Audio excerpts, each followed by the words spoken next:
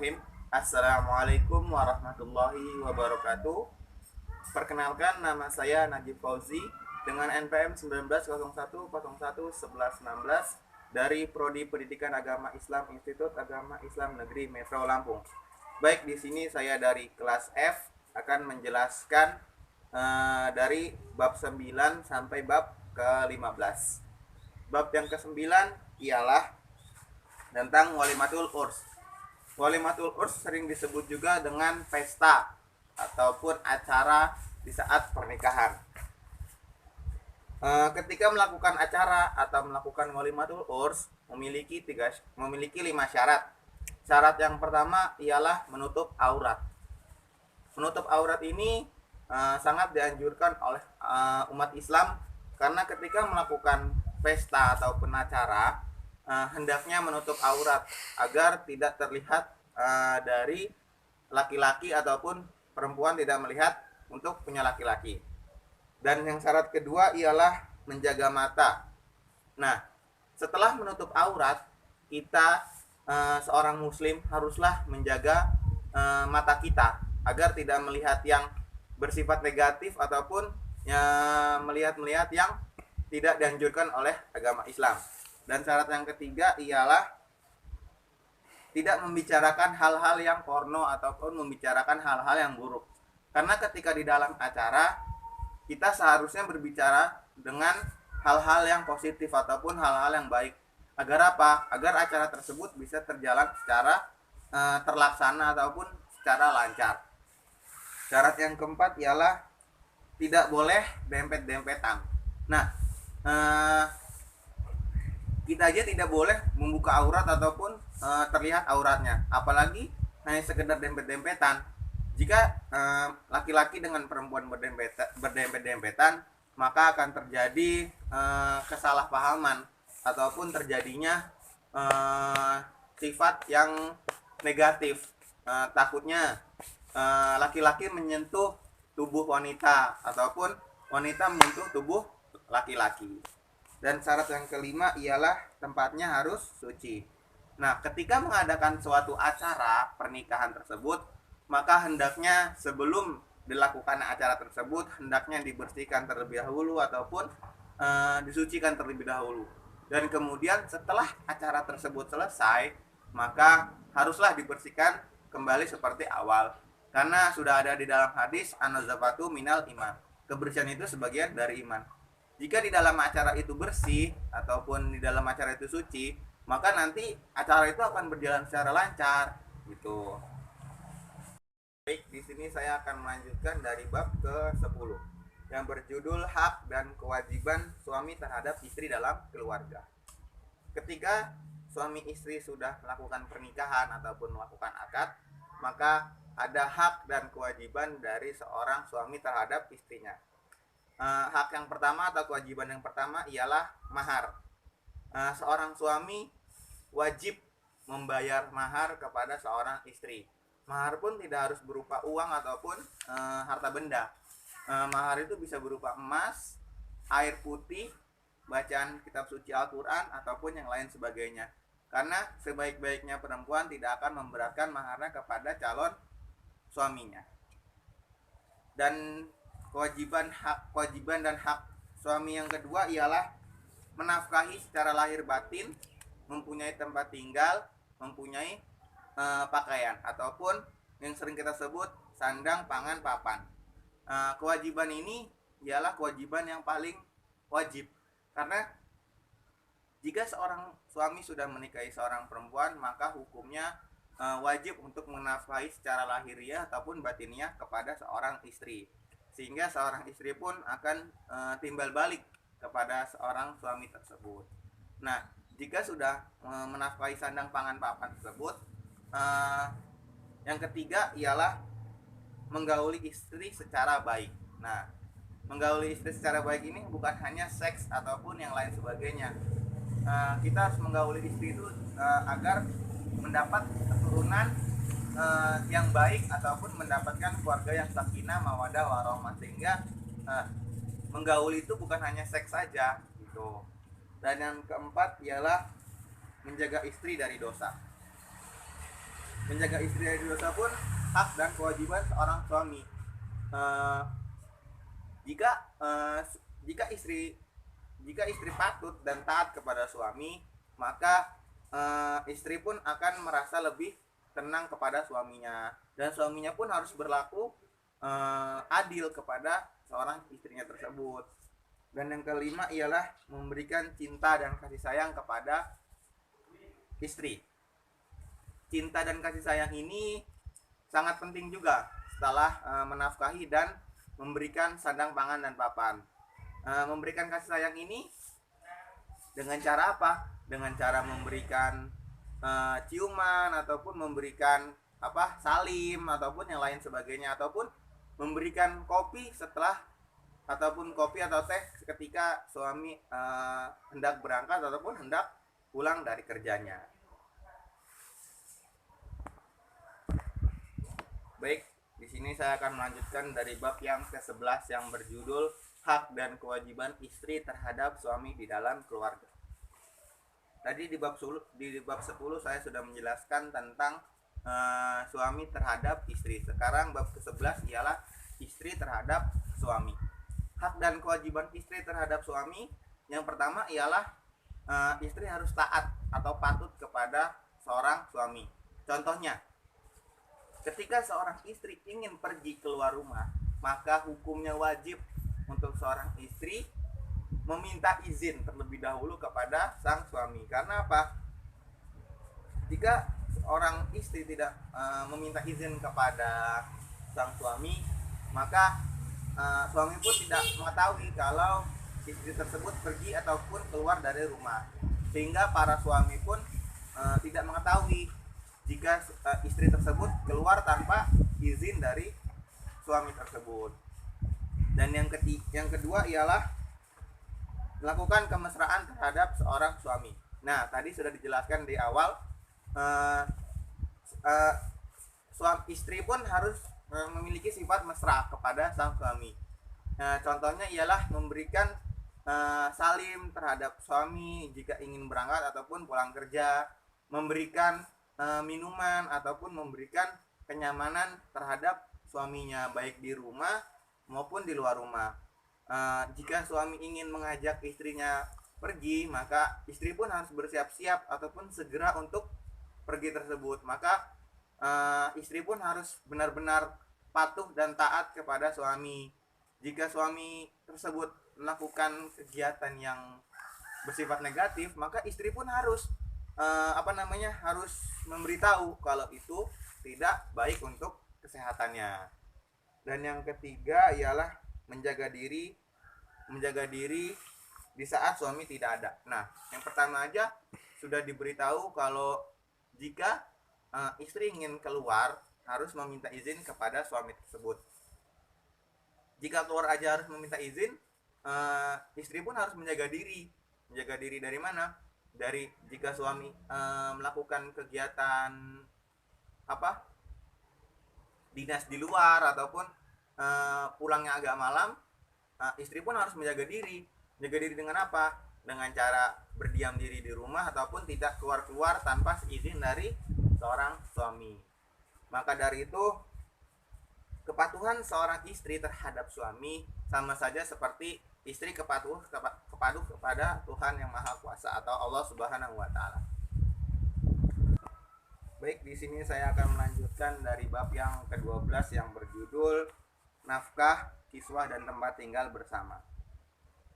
Ketika seorang laki-laki sudah menikahi seorang perempuan, maka hukumnya wajib untuk seorang suami ataupun seorang laki-laki untuk menafkahi seorang istri atau seorang perempuan. Di dalam fikih sudah tertera yang berbunyi, jika seorang suami tidak menafkahi seorang istri, maka istri pun berhak untuk menceraikan ataupun pisah dari suami tersebut. Karena apa? Jika suami sudah menikahi seorang perempuan atau seorang istri, hukumnya wajib untuk menafkahinya.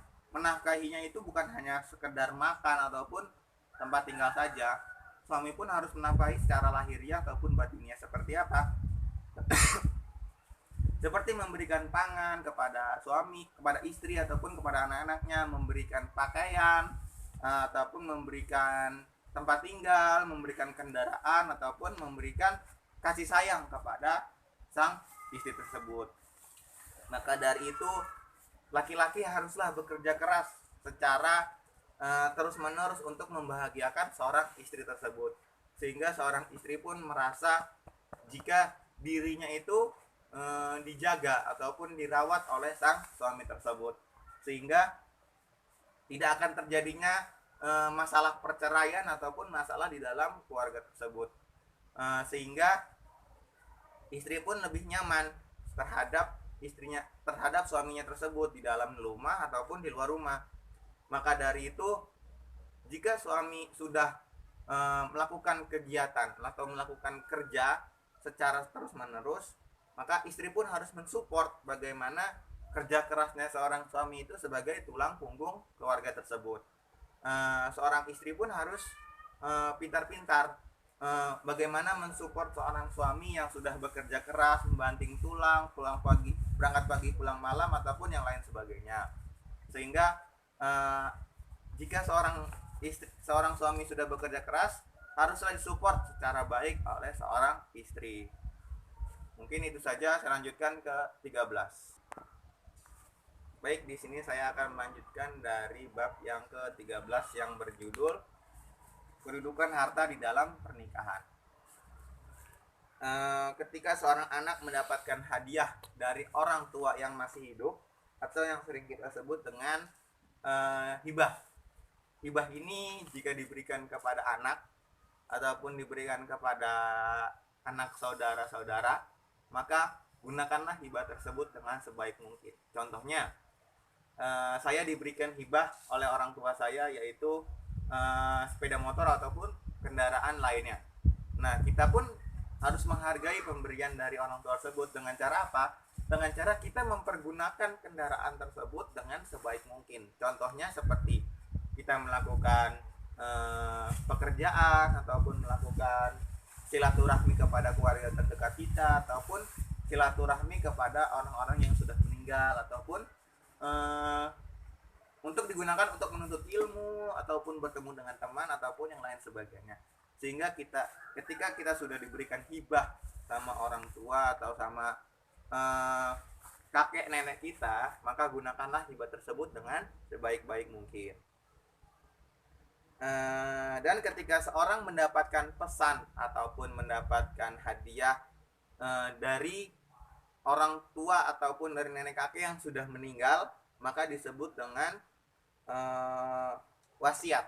Nah, wasiat ini seringkali disalahgunakan oleh banyak orang. Karena saya pernah dengar dari ceramah bahwasannya ada seseorang mendapatkan wasiat dari seorang bapak bahwasannya, "Nak, ketika nanti bapak sudah tidak ada, berikanlah harta bapak untuk orang yang sedang berjudi tersebut." Nah, itu hukumnya itu adalah haram. Karena apa? Wasiat tersebut wasiat yang salah ataupun wasiat yang tidak terpuji. Sehingga jika wasiat itu salah ataupun wasiat itu buruk, kita boleh saja melanggar. Karena apa? Karena menurut kita wasiat tersebut itu wasiat yang harus dijalankan ataupun wasiat yang harus dilakukan oleh yang sudah diamanahkan dari orang tersebut. Sehingga wasiat itu jangan dipermainkan hanya untuk dipesankan untuk ini, untuk itu. Maka dari itu, jika sudah mendapat wasiat, hukumnya wajib untuk melakukannya. Tapi jika wasiat itu salah ataupun wasiat itu tidak benar, maka kita wajib untuk tidak melakukannya.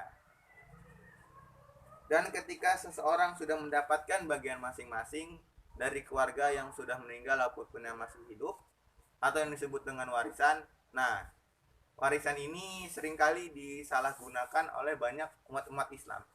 Ada yang iri terhadap warisannya ataupun tidak sesuai dengan bagiannya.